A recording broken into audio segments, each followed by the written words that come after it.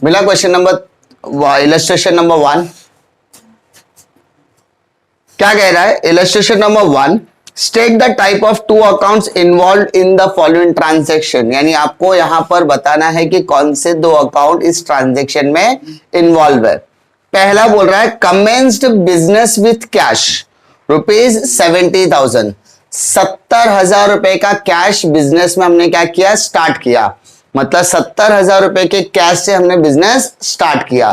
तो मैंने आपके साथ डिस्कस किया था कि अगर बिजनेस कैश के साथ स्टार्ट होता है तो पहला अकाउंट आपका क्या होगा? कैश। दूसरा, ये कैश देता कौन है? ओनर। तो सेकंड अकाउंट होगा आपका कैपिटल। क्या होगा? कैपिटल। ओनर दे रहा है, ओनर जो पैसा बिजनेस में देता है उसको क्या बोलते हैं? कैपिटल। तो दो अकाउंट आपका क्या होगा? एक हो गया आपका कैश अकाउंट, दूसरा क्या हो गया? Capital account. डिफिकल्टी, दो अकाउंट हम लोग ने देखा। नेक्स्ट हम देखो क्या बोला है, deposited cash into bank of India ₹10,000। मैं बैंक ऑफ इंडिया में 10,000 रुपए डिपॉजिट किया। बिजनेस ने 10,000 रुपया बैंक ऑफ इंडिया में डिपॉजिट किया। डिपॉजिट क्या मतलब? पैसा डाला है या निकाला है? डाला है। डिपॉजिट क्या मतलब? पैसा डाला है। तो मतलब बिजनेस जा रहा है, बिजनेस मतलब बिजनेस ओनर जा रहा है बिजनेस का पैसा लेके बैंक के पास। बैंक को पैसा देगा तो बैंक उस पैसे को कहां डालेगी? डिपॉजिट करेगी।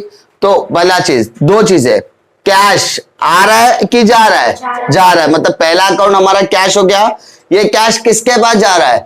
बैंक के पास। बैंक का नाम क्या है? Bank of India. तो दो एंट्री क्या हो गई? दो अकाउंट क्या होगा? एक होगा बैंक ऑफ इंडिया अकाउंट, दूसरा क्या हो जाएगा? Cash account. दो एंट्री, दो अकाउंट समझा।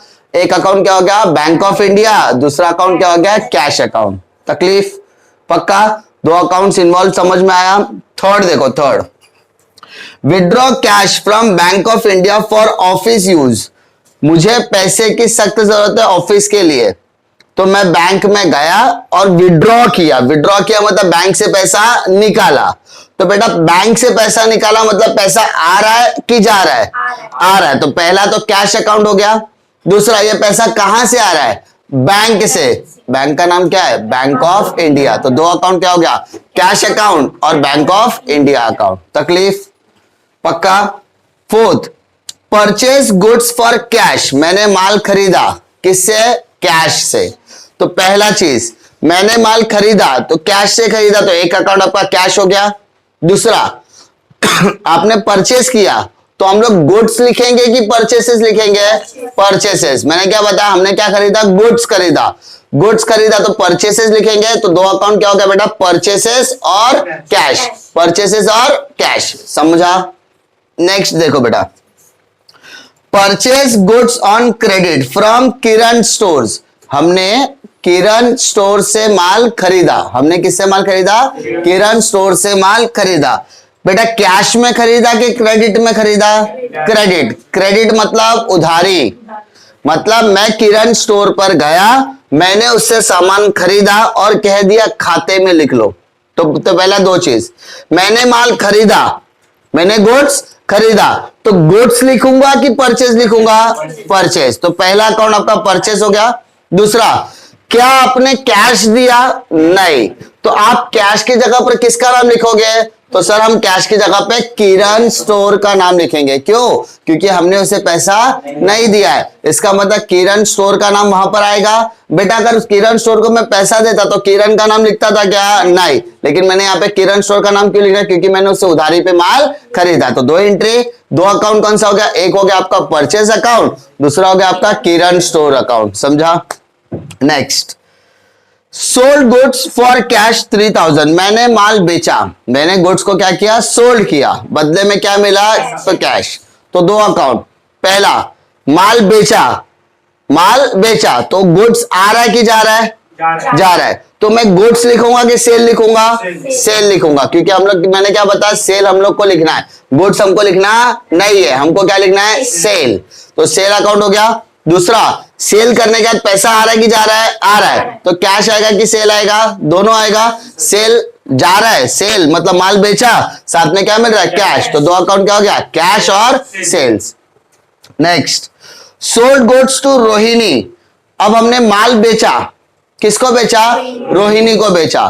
तो पहला चीज, माल खरीद रहा हो कि बेच रहा हो? बेच रहा हो।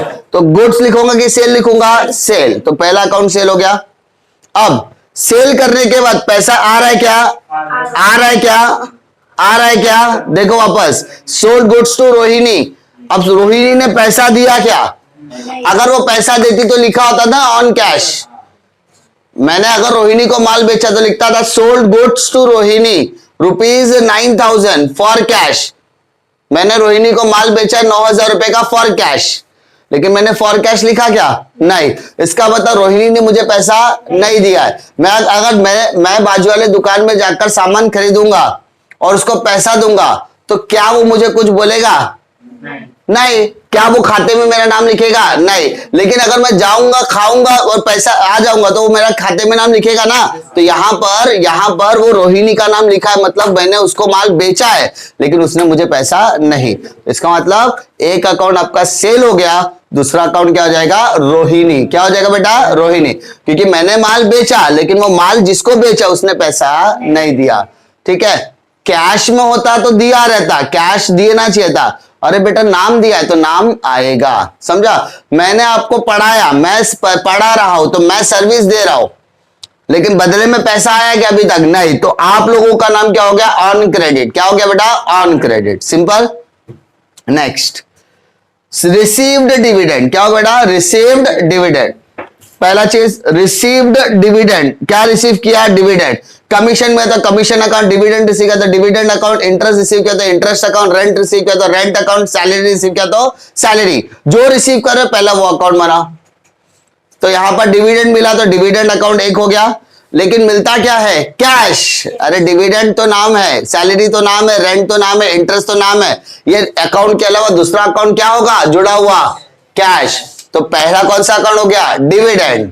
दूसरा कौन सा अकाउंट हो गया? कैश। दो अकाउंट समझ में आया? डिविडेंड और कैश। क्या बोला? डिविडेंड और कैश। समझा?